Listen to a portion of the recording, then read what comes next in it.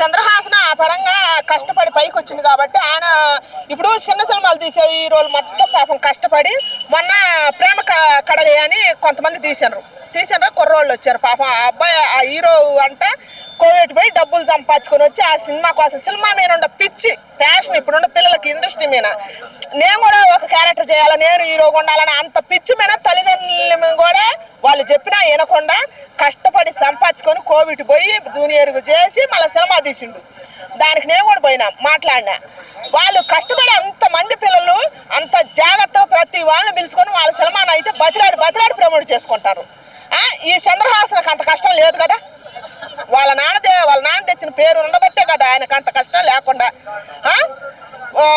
ఫ్రీగా చేసుకుంటుండు వాళ్ళ నాన్న ఉండబట్టే కదా నీకు అంత పేరు ఉన్నప్పుడు కష్టపడి పైకి రావాలి హీరో నీకన్నా పెద్ద హీరోలయ్యా అందరూ మన ఎన్టీఆర్ కానీ ప్రభాస్ కానీ రామచరణ్ కానీ మహేష్ బాబు కానీ జూనియర్ ఎన్టీఆర్ కానీ వీళ్ళు మొత్తం చాలా మంది హీరోలు ఎన్ని సినిమాలు తీయలేదు వాళ్ళకి రాని అహంకారం నీకు ఎందుకు వచ్చింది ఒకవేళ పాట పాడినవనుకో పాట హీరోలు కూడా పాడినరుగా ఇప్పుడే హీరో వెంకటేష్ పాడిండు మరి బాలకృష్ణ పాడిండు వీళ్ళందరూ చాలా మంది పాడినరు వాళ్ళకి రాని పాట నీకు ఎందుకు వచ్చింది పోవదాలు కాకపోతే తల్లి పవిత్రమైన స్థానం పెట్టి నువ్వు పాట పాడి కూడా అహంకారంగా సారీ చెబుతున్నావు మళ్ళీ జర్నలిస్ట్ మీద కేసు పెట్టిను పాపం ఆయనే అపాలజీ చెప్పాలంట లేకపోతే మా లాయర్లు తీసుకొని పోయి నీ పని చెబుతానని ఆయన బెదిరెత్తండు అది ఎంతవరకు కరెక్ట్ అది తప్పు కదా అది చాలా తప్పు చంద్రహాసన్ ముందు ఇట్లా చేయకూడదని నేను కోరుకుంటున్నా సెకండ్ సినిమా బరాబర్ ప్రేమిస్తా అని ప్రీ రిలీజ్ ఈవెంట్ లో ఒక సాంగ్ పాడాడు చాలా మంది కూడా సాంగ్ ని నెగిటివ్ గా తీసుకుంటున్నారు మీ అభిప్రాయం ఏంటంటారు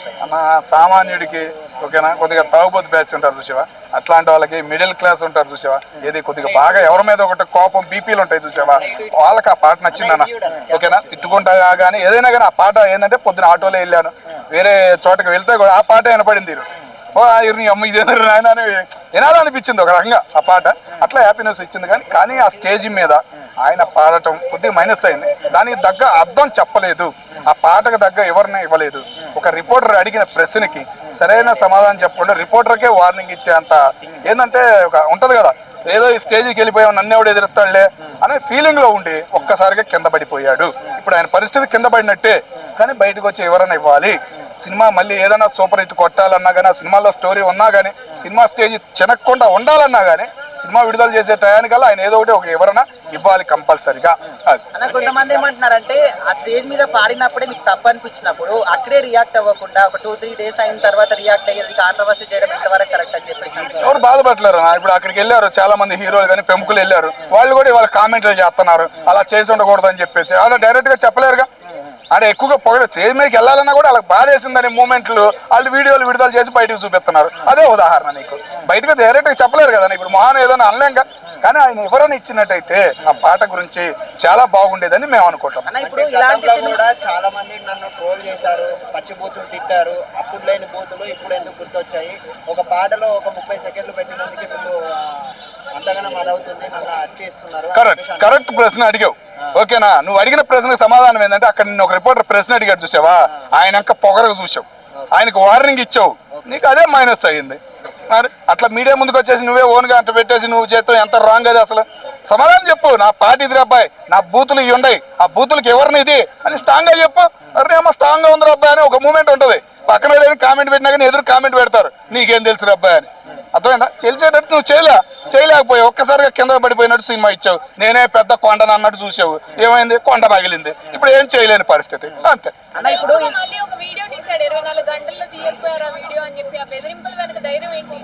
అదేనమ్మా చెబుతుంది, భయం అనేది లేదు. వాళ్ళ నాన్నగారు ప్రోగ్రామ్స్ చాలా సార్లు చూసాము. వాళ్ళ నాన్నగారు ఎప్పుడు ఇట్లా రివర్స్ అయిన మూమెంట్ అనేది మాకు కనపడలేదు. కానీ మరి ఈయన ఎందుకు రివర్స్ అయ్యారో అర్థం కావట్లేదు. అంటే కొంతమంది ఏమన్నారంటే యూత్ కదా ఉంటుందిలే ఆ మాత్రం అని అంటున్నారు. కానీ అంత ఉండకూడదుగా. నీకు ఫ్యూచర్ ఉంది, నువ్వు చెడగొట్టుకున్నట్టే కదా.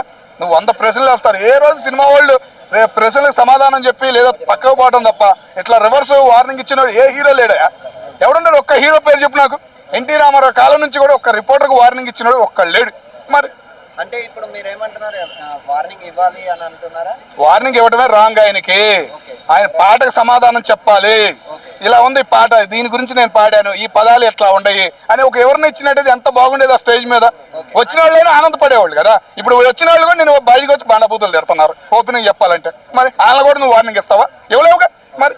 అండ్ ఇప్పుడు ఈ అబ్బాయి వచ్చి ఇప్పుడు ఇలాంటి లిరిక్స్ తీసుకొని అది మళ్ళీ స్టేజ్ పైన అందరి ముందు పాడి, సో అదొక ట్రెండింగ్గా చేసి ఇప్పుడు పిల్లల్ని కూడా అలా అంటే ఇప్పుడు ఖరాబ్ చేయొద్దు అసలు పిల్లల్ని అలా. ఇప్పుడు ఎప్పటి నుంచో ఉన్నటువంటి లెజెండరీ యాక్టర్లు కూడా చిన్న చిన్న పదం అన్నా కూడా చాలా కాంట్రవర్సీ అవుతుంది. సో ఆయన ఇప్పుడిప్పుడే వస్తున్నాడు కదా, ఈ కాంపిటీషన్లో ముందుకు వెళ్ళగలుగుతాడు అనుకోవచ్చా హీరోగా? లేదు యాక్చువల్లీ అయితే వెళ్తారు. యాక్చువల్లీ ఇది ముందుకు వెళ్ళడము అనేది టాలెంట్ బట్టే ఉంటుంది. బట్ ఏంటి అని అంటే ముందుకు వెళ్తున్నాము అని చెప్పేసి ఒక అహంకారం అనేది ఉండొద్దు. అండ్ ఒకటి పబ్లిక్గా ఒకటి సెలబ్రిటీ అవుతున్నాము అని అంటే, సో అందులో వచ్చేసి మనకి ఒక 2 స్టేజెస్ ఉంటాయి. ఒకటి మొరాలిటీ అండ్ మోర్టాలిటీ.